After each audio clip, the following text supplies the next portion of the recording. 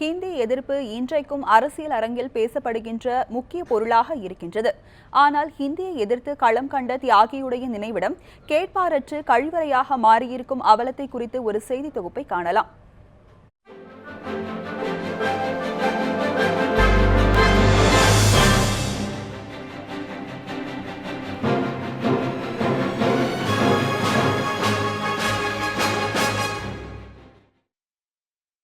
இந்தி பிரச்சார் சபாவில் 2013 வருஷம் ஹிந்தி கத்துக்கிட்ட மாணவர்களோட எண்ணிக்கை 1,00,000க்கும் மேல. தன்னார்வத்திலையும் பெற்றோர்கள் ஆலோசனையிலும் இந்த அளவுக்கு இந்தி கத்துக்கிற மாநிலத்துல இந்தி திணிப்பை எதிர்த்து பெரிய போரே நடந்துச்சுன்னா நம்ப முடியுதா? இந்தி என்பதே ஆட்சியில் கொண்டு வேண்டிய கட்டாயம் இல்லை. ஏன்னா அது பல மொழிகள் உள்ள ஒரு இந்திய ஒன்றியம் இது இந்தியா. ஆகவே இந்தியை கொண்டு வர எந்த காரணம் ஒன்றும் தேவையில்லை. அந்தந்த மேல மொழி வரலான்னு வருகிறது. அதில் அந்த போராட்டத்தின் அடிப்படையில் தான் நம்ம நடராசன் போன்றவங்களாம் அவளை சிறைக்கு போகிறாங்க. சிலர் இருக்கிறாங்க. பெரியார் பல்லாரி சிறையில் போய் ஓராண்டு எடுக்கிறார். பல பேர் இருக்கிறாங்க. சிறையில் இல்லைன்னு சொல்ல முடியாது. இந்த போராட்டம் என்பது ஏதோ வந்தது போனதுன்னு நினைக்கக்கூடாது. இந்த இந்தியை திணிப்பவர்கள் அந்த காலத்தில் இருந்து ஆங்கிலேயன் காலத்தில் நம்ம 37 காங்கிரஸார் ஆள்றான். அதுக்கு பிறகும் பேராய கட்சி தான் பேராயன்னு சொல்லுவோம். காங்கிரஸ் தான். காங்கிரஸ் ஆளுகிறது.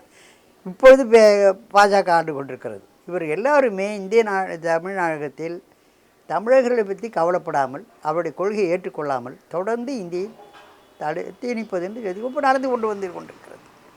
அன்னைக்கு ஹிந்தியை எதிர்த்து தமிழறிஞர் சோமசுந்தர பாரதியார், தந்தை பெரியார், கியாபே விஸ்வநாதம் போன்ற தலைவர்கள் தலைமையில நடந்த போராட்டங்கள்ல தமிழ் உணர்வோட பல இளைஞர்கள் கலந்துகிட்டாங்க.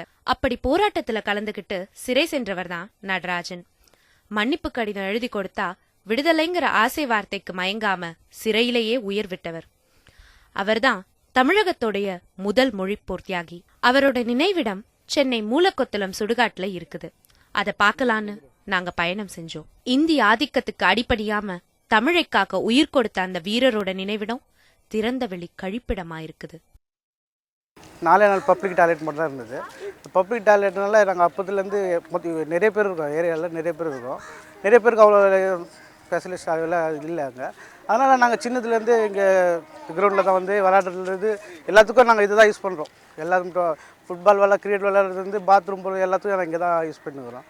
எங்களுக்கு இதை விட்டால் வேறு எதுவுமே இல்லை.